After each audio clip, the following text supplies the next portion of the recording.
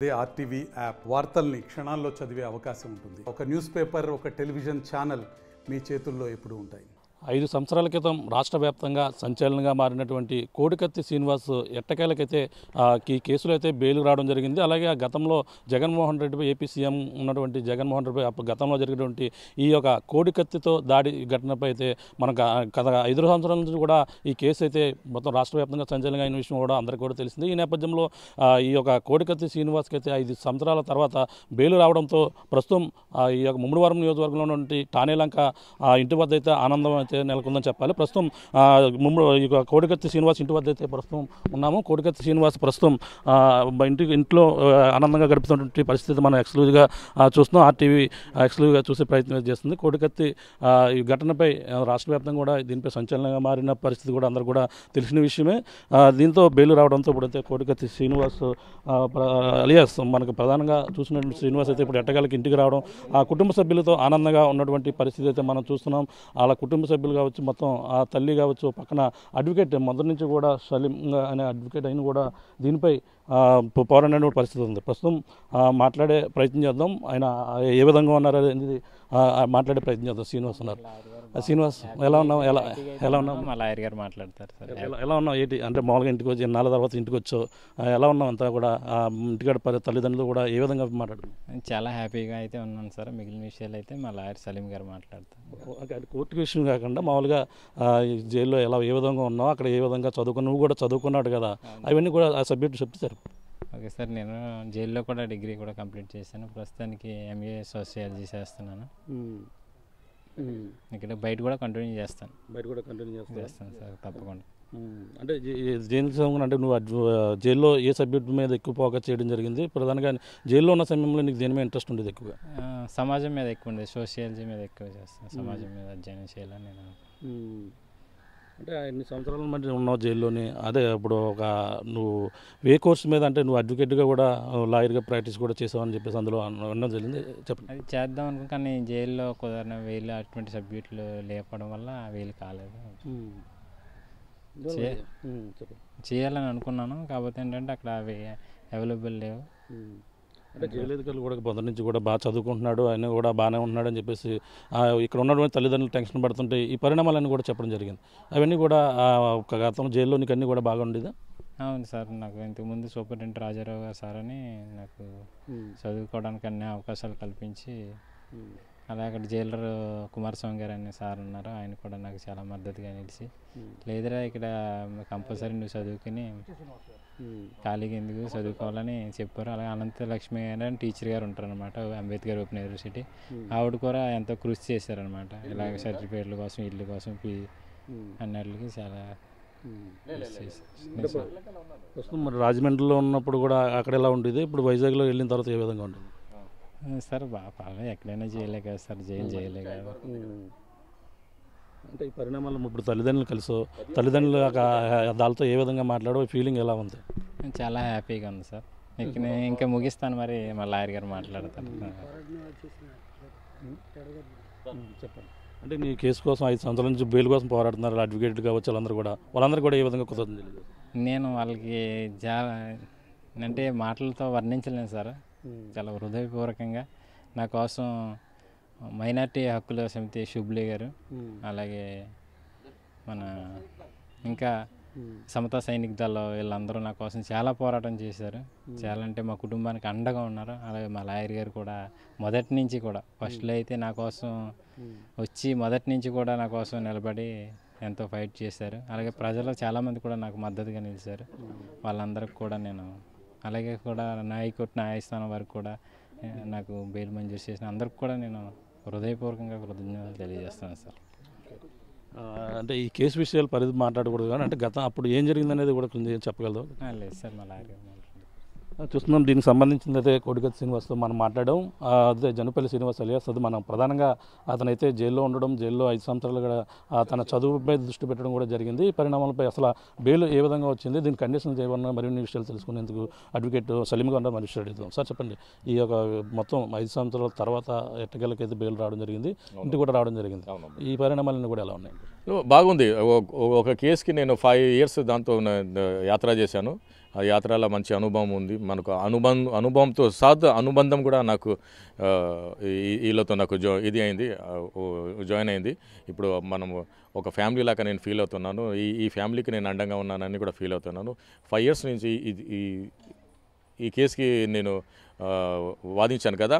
ఒక వ్యవస్థ ఎలా ఒక ఇన్నోసెంట్ పర్సన్ని ఎలా మిస్యూజ్ చేస్తుంది, ఎలా బలుపశు చేస్తుంది, ఎంత పెద్ద మనిషి ఉన్నా కూడా కానీ ఒక హార్ట్లెస్గా బిహేవియర్ చేస్తారని మనకు ఈరోజు తెలిసింది.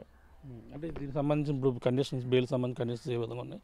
అతను ప్రతిసారి పోలీస్ స్టేషన్కి వెళ్ళాలని లేదు. అదే ఇప్పుడు కండిషన్స్లో ఏముందంటే ఆయన లాస్ట్ టైం సౌదీ అరబ్ వెళ్ళాడు, అది వెళ్ళాడు, అతని దగ్గర పాస్పోర్ట్ ఉంది, ఎక్కడైనా ఎస్కేప్ అయ్యే ఛాన్స్ ఉంటుందని చెప్తే మనం చెప్పాం కండిషన్స్ ఏంటి, మీరు ఎవ్రీ వీక్ వెళ్ళి మా జనపల్లి శ్రీనివాసరావు పోలీస్ స్టేషన్లో అటెండ్ అవుతుంది అంటే కోర్టు యాక్సెప్ట్ చేసింది, ఎన్ఐ కూడా యాక్సెప్ట్ చేసింది. ఆ కండిషన్కి మనం ఫుల్ఫిల్ చేస్తున్నాం. ఎవ్రీ సండే అతని అపీరెన్స్ మమ్మడివరం పోలీస్ స్టేషన్లో ఉంటుంది.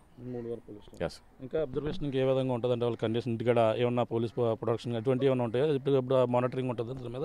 లేదు, మానిటరింగ్ ఏముంటుంది. అది ఎందుకంటే అది స్టేట్ మ్యాటర్, స్టేట్ అది వాళ్ళ నిఘా ఉంది, అది ఉంది, అది వాళ్ళు own inside job of the state.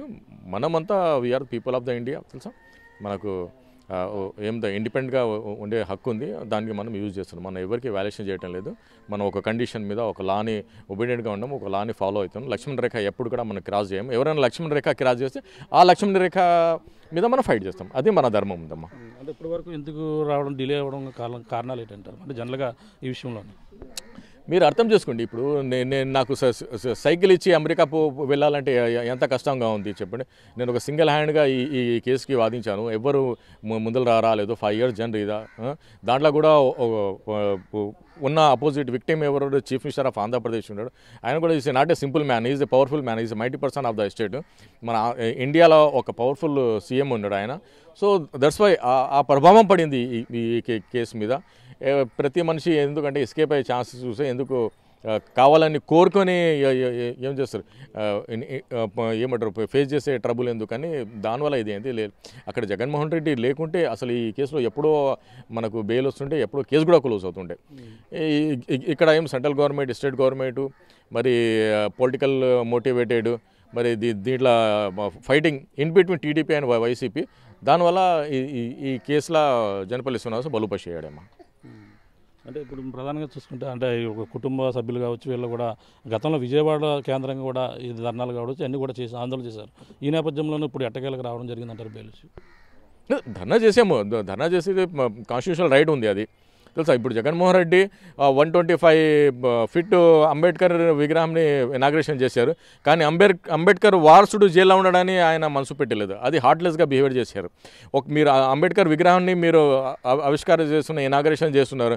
కానీ అంబేద్కర్ వారసు సావిత్రమ్మ, అంబేద్కర్ వారసు సుబ్బరాజు, అంబేద్కర్ వారసు శ్రీనివాసు జైల్లో నిరాహార దీక్ష చేస్తున్నారంటే ఇది చాలా బాధాకరంగా ఉంది. మీరు సీఎం అయినా, మీరు పిఎం అయినా, మీకు మనసు లేదంటే యు ఆర్ హార్ట్లెస్ పర్సన్, అంటే యు ఆర్ ఇది మీరు మనసే కాదని అలా పురాణాల్లో, వేదాల్లో, పుస్తకాల్లో ఉన్నాయని నేను చదివానమ్మా. జైల్లో ఉన్న సమయంలో శ్రీనివాస్కి అన్ని విధాలుగా కూడా సహకరించాలంటే ప్రధానంగా ఎడ్యుకేషన్ విషయంలో కూడా తను కూడా బాగా చదువుకున్నాడని చెప్పేసి అన్నారు. ఏం డిగ్రీ పూర్తి చేశాడు? ఆయన డిగ్రీ పూర్తి చేశాడు, బీఏ చదివాడు. బీఏ చదివిన తర్వాత అతను ఒక మంచి జైల్లో ఉండి 5000 books చదివాడు ఆయన. అంటే నేను కూడా నా లైఫ్లో 300 చదివానేమో, నాకు 300 చదివితే ఎంత అవగాహన ఉంది. 5000 books చదివాను. ఆయన నాకు ఇన్స్పిరేషన్ ఇచ్చాడు. నాకు ఒక మంచి గురువు కావాలి, అది సార్ నేను సమాజం కోసం నేను పోరాడతాను, మీరు నాకు సహకరించండి. అదేంటే నేను ఎప్పుడైనా నేను నిన్న కూడా చెప్పాను, ఈ ఫ్యామిలీ నా ఫ్యామిలీలో సవిత్రమ్మ నా తల్లి లాంటి, నేను తల్లిలాగానే చూసాను. ఆయన చూసి నన్ను చిరునవ్వు చేస్తే నాకు ఎంతో ఆనందంగా ఉంటుంది. నా షలీము అని నన్ను పిలుస్తారు. అది ఆ పిలిస్తే నా హార్ట్ మెల్ట్ అయిపోతుంది.